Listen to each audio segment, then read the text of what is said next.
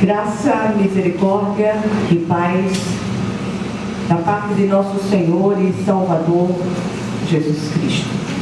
Quero agradecer a todos pela presença, apesar de toda chuva. Glória a Deus pela vida de cada um de vocês. Nós vamos abrir nossa Bíblia no livro de Números, capítulo 6, e nós vamos ler do versículo 22 ao 26. Números, capítulo 6, de 22 a 26.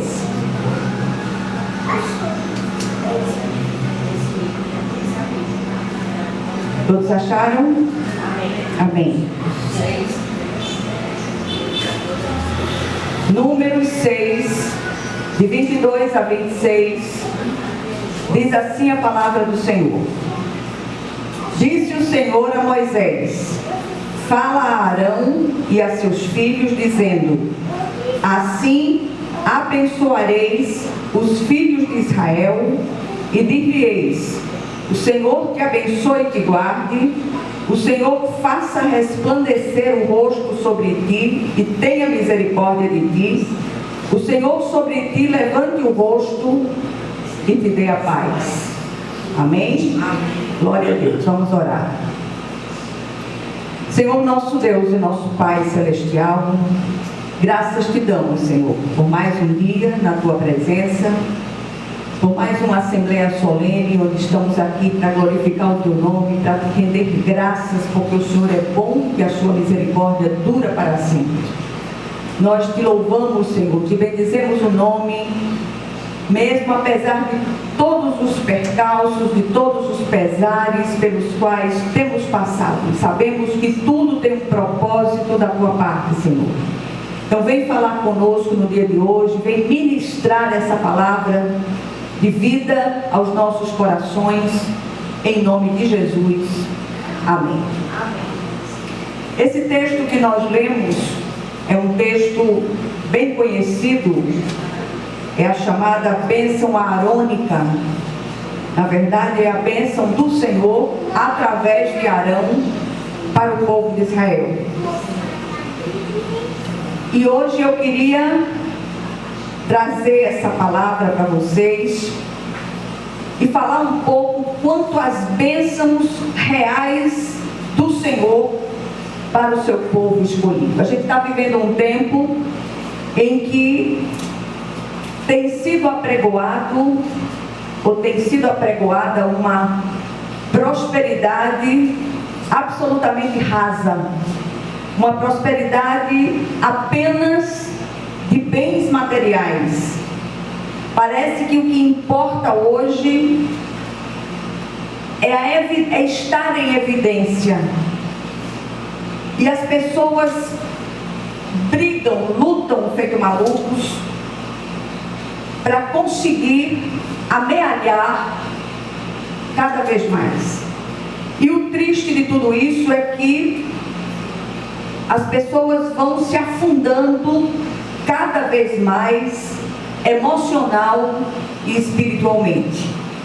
E de repente, o alto-falante do céu chama seu nome, e tudo que você tem ajuntado, para quem será? Tanta luta. Outro dia eu vi uma frase interessante que dizia: a gente chega na terra sem nada, vai embora sem nada, e no período em que estamos aqui, deixamos de viver agarrados às coisas materiais. Essa chamada bênção aarônica, ela nos traz a ideia de completude, de abrangência, de plenitude. E esse fato tem sido ratificado, ou seja, confirmado por outros servos de Deus ao longo da palavra do Senhor. Parece que as pessoas estão cada vez mais enlouquecidas pelos bens materiais.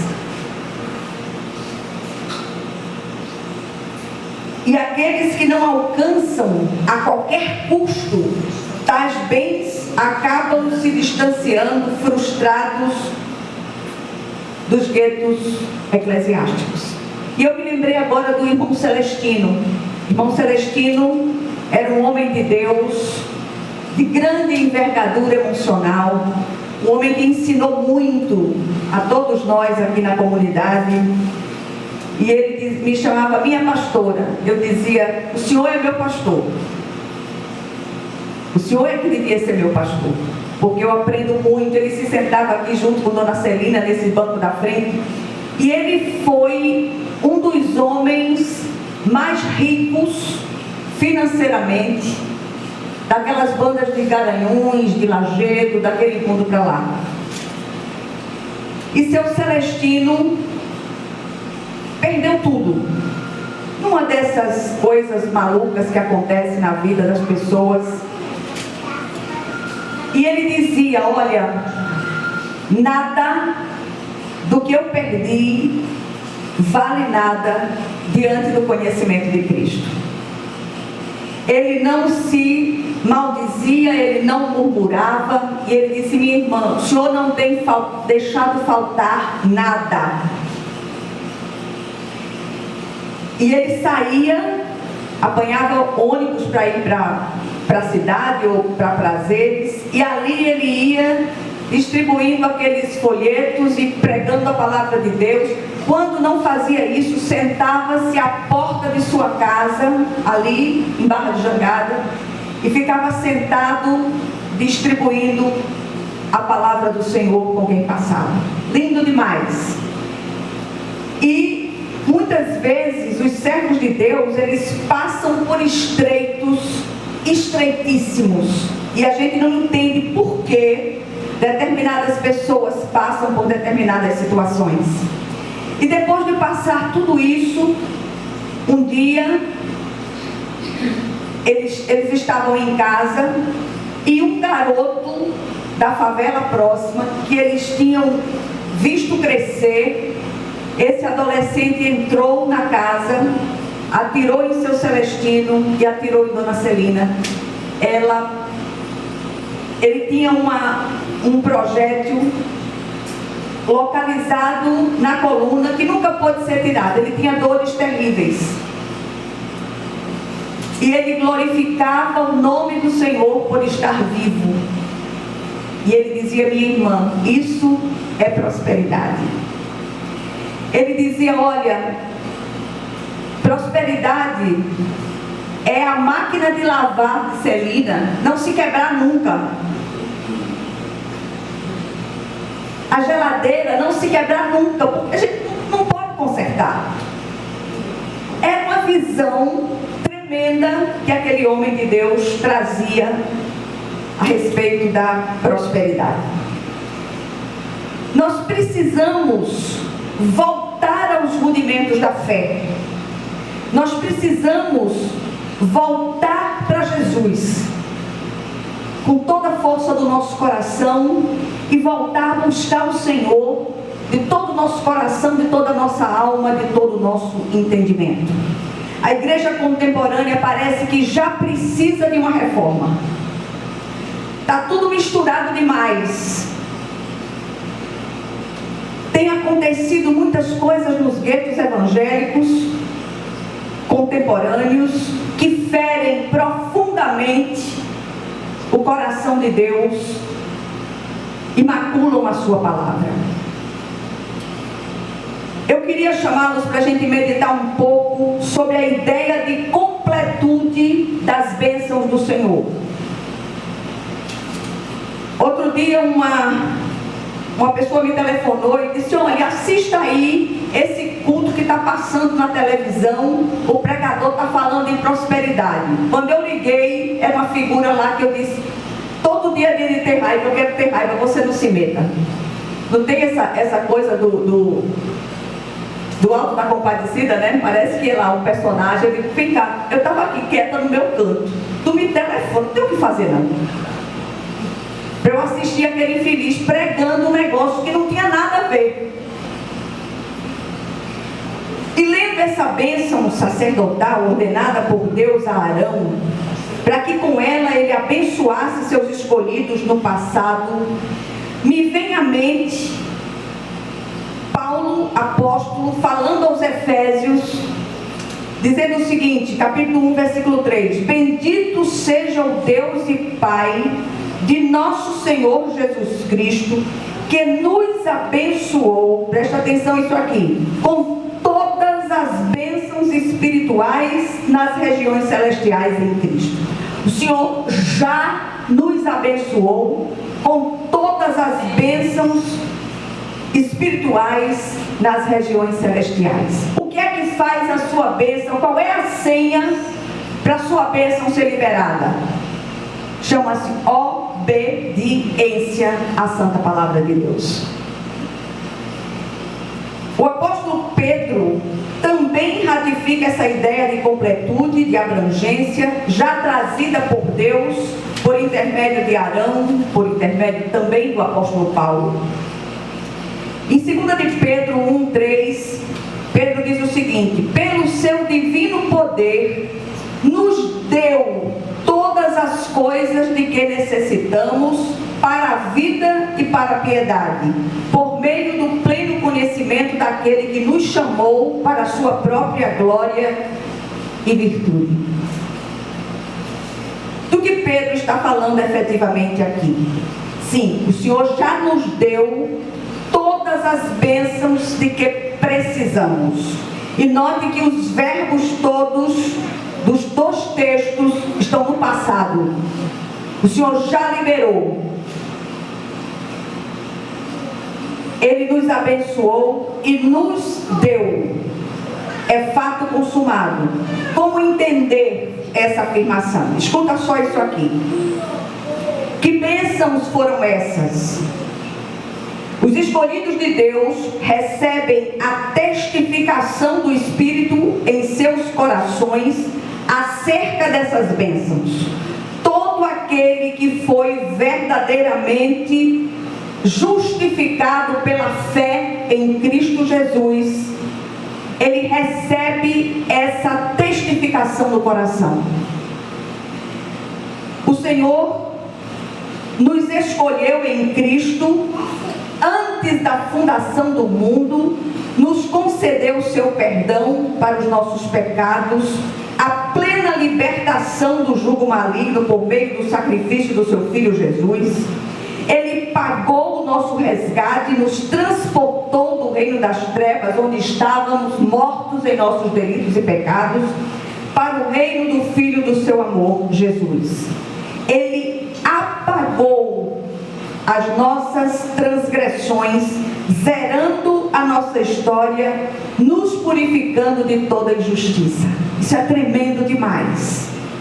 Só aqueles que têm visão espiritual, só aqueles que têm sido visitados pelo Espírito Santo de Deus, percebem isso, alcançam a magnitude dessas bênçãos. Ele nos fez seus filhos e nos encheu do seu Espírito Santo. Nós saímos da mera condição de criaturas para filhos de Deus, herdeiros de Deus e co-herdeiros com Cristo. Olha que coisa tremenda. Ele nos tem alimentado e descedentado com a sua palavra viva e eficaz, que é água e pão. Se verdadeiramente somos das suas ovelhas, já recebemos o que necessitamos e devemos nos sentir plenos e satisfeitos. E salvação se perde? Não. A Bíblia afirma que não, a menos que a decisão desta pessoa tenha sido meramente emocional. Aí ela sai dos caminhos do Senhor e volta para os caminhos antigos. Nunca foi justificada pela fé em Cristo Jesus. Você pode entristecer com a igreja, você pode entristecer com lideranças, mas você não perde a salvação nem volta para o mundo. eu acompanhei uma história de uma mulher que teve um problema seríssimo numa comunidade, passou 10 anos fora de comunidade, mas não longe de Jesus. Até que, com muita conversa, com muito acompanhamento, essa irmã voltou a frequentar os cultos e ainda hoje está na igreja. Procura outra comunidade. Não existe igreja perfeita na terra. Igreja perfeita é aquela que vai subir, é aquela que será arrebatada. E se a igreja for perfeita e você for para lá, você vai desgraçar ela. Eu digo logo. O que podemos querer então? Se verdadeiramente somos das suas ovelhas, ouviremos a sua voz e o seguiremos. O reformador Lutero dizia que as ovelhas do Senhor são marcadas nas orelhas e nas patas.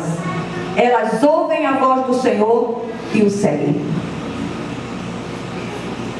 Contudo, tem faltado tanto o conhecimento dessas verdades, quanto a gratidão pela dádiva recebida.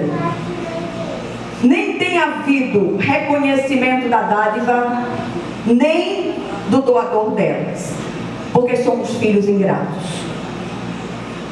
Terceiro lugar, a bênção ordenada por Deus a Arão para o Israel do passado tipificava o que ele faria a todos os seus filhos no futuro.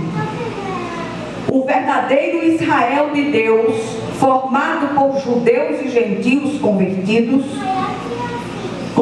ao Cristo. O apóstolo Paulo, em sua bênção apostólica, assim abençoa os irmãos de Corinto. A graça do Senhor Jesus Cristo, o amor de Deus, a comunhão do Espírito Santo, sejam com todos vós. Como é importante receber a bênção apostólica. Semana após semana. É isso que as igrejas cristãs têm feito ao final dos cultos, a impetração desta bênção apostólica. Mas parece que a coisa vira algo comum e as pessoas não alcançam o tamanho da bênção que está sendo ministrada sobre elas.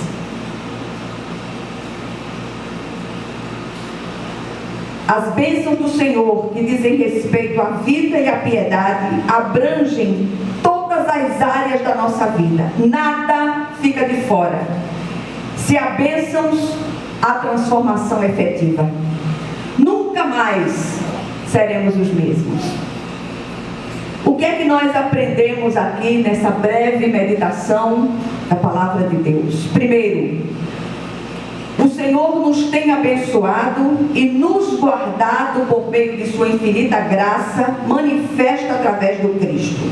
Graça é favor imerecido de Deus, nos fazendo eternos devedores de Deus. Aí eu quero citar a dona Celina outra vez. Ela dizia, ela me chamava minha filha como ninguém nunca me chamou. E ela me adotou como filha. E eu não estava acostumada a ser tratada com tanto carinho pela minha mãe. E ela dizia, minha filha, se a gente entendesse isso, andava de joelhos. Olha o privilégio que o Senhor nos deu. Estávamos mortos dos nossos delitos e pecados, absolutamente fora da esfera do Senhor. Não merecíamos um olhar de Deus sequer. E apesar de nós, Ele mandou o seu Filho morrer aquela morte vicária, substitutiva, no meu lugar e no seu. Olha que coisa tremenda. Em segundo lugar, o Senhor, através do seu amor misericordioso, já fez resplandecer seu rosto sobre nós. Glória a Deus. Terceiro lugar, por meio do seu Santo Espírito, Ele já levantou o seu rosto sobre nós e nos concedeu a paz que excede todo o entendimento. A ainda nos concedeu a plena comunhão com Ele e com os irmãos. E por último, temos tudo, estamos supridos. Sejamos gratos e testemunhemos das bênçãos recebidas. E que o Senhor, Ele possa ministrar essa palavra ao seu coração. Leia o texto outra vez e leia outra vez, tantas vezes quantas sejam necessárias, para que você compreenda pelo Espírito aquilo que o Senhor deseja ministrar ao seu coração. Pare de murmurar e comece a agradecer, e você vai ver a glória de Deus descer profusamente sobre a sua vida e sobre a sua casa, em nome de Jesus. Amém. Glória a Deus.